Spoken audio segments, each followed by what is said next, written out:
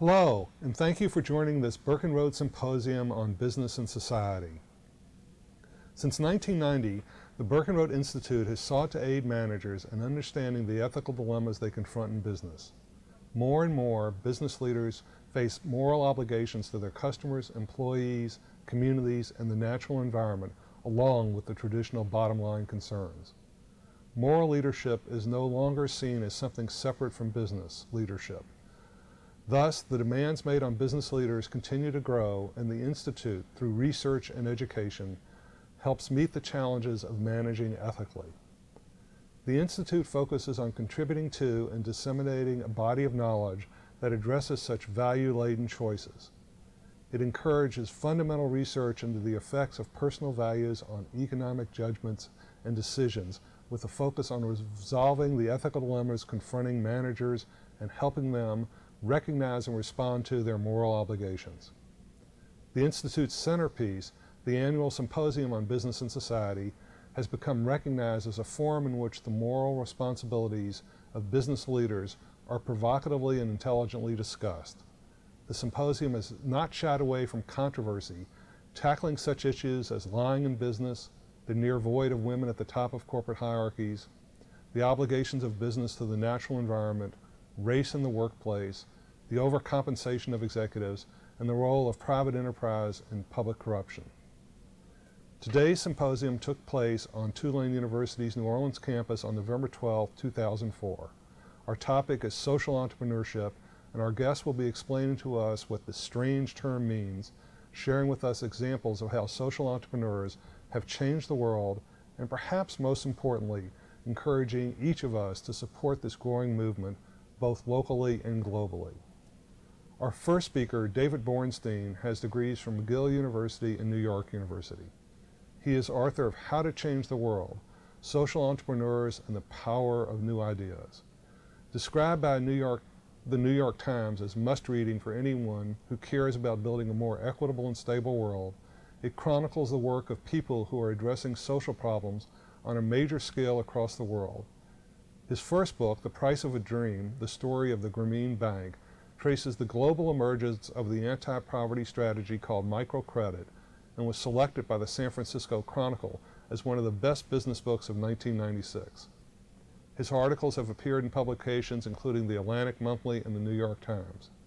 He co-wrote the 2-hour PBS documentary series, To Our Credit, which focuses on microcredit initiatives. David Bornstein. I'd like to begin just by asking a poll question. Are we headed in, thinking globally, worldwide, are we headed in a good direction, or are we headed in the wrong direction? Is the world getting better, or is it getting worse? And think about where you get your information, and just hold on to that idea. My own journey in understanding what social entrepreneurship is, and really some things that have truly made me see the world differently, was when I was a journalist in the early 90s and I went to Bangladesh, really just to find out if this organization called the Grameen Bank was actually doing what it said.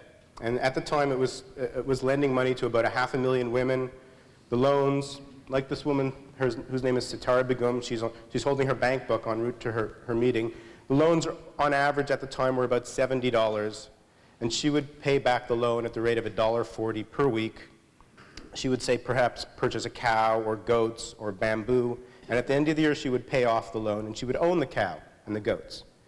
And so, as Professor Brief mentioned, this idea, I wrote a book about the Grameen Bank. By the time I finished my book, I'm a slow writer, but I'm not that slow, the bank had 2 million borrowers. That was in '96. Today, it's got 3.7 million members. It's lent billions of dollars.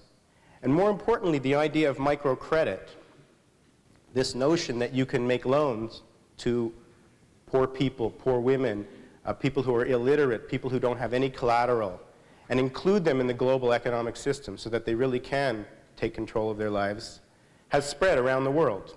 So there's now thousands of organizations that provide loans to poor women and poor men around the world. Some estimates say they reach as many as 50 million, or in some cases 70 million families if you include the broadest circle of microcredit. So that's quite a lot of people. That's hundreds of millions of people being affected by this idea. Most of that growth has just taken place in the last 7 or 8 years. The news focuses on some of the things that are less important and some of the things that are truly changing the world. In my own research, when I finished my book on the Grameen Bank, my main question was, what do we do? How do we create organizations like the Grameen Bank?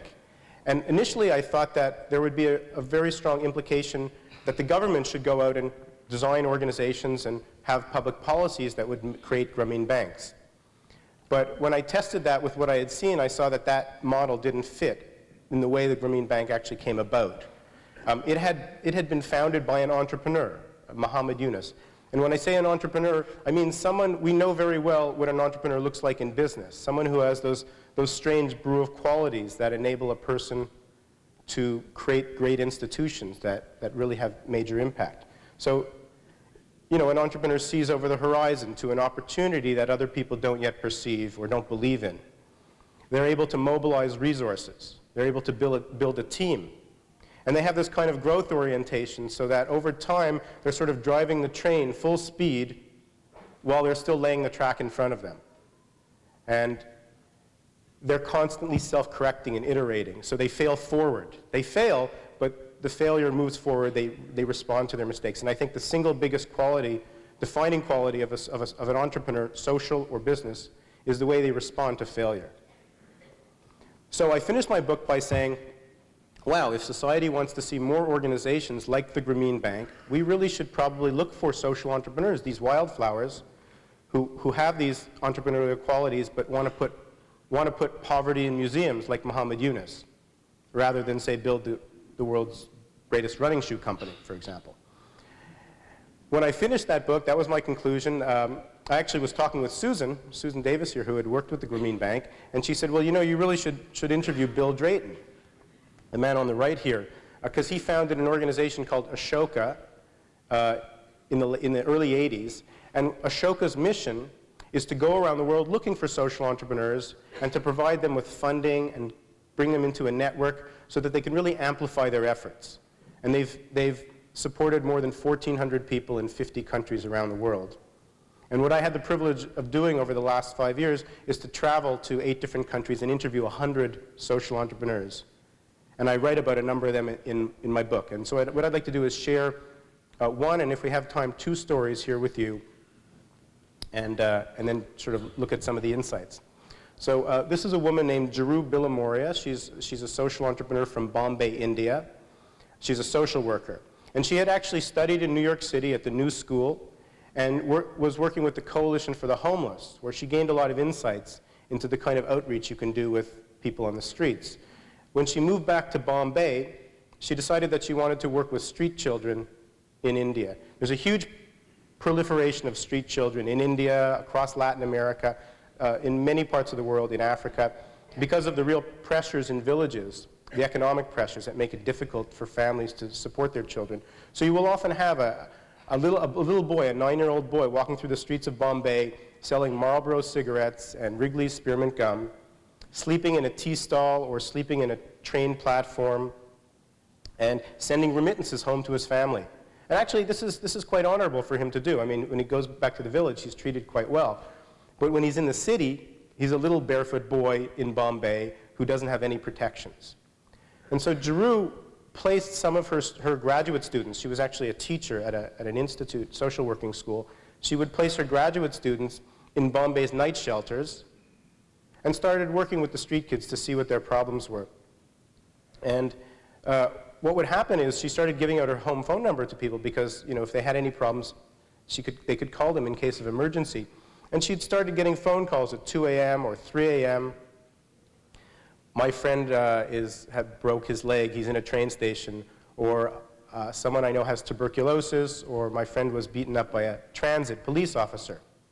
And so she would get out of bed, go to the train station, collect the child, bring him to a hospital or an emergency shelter,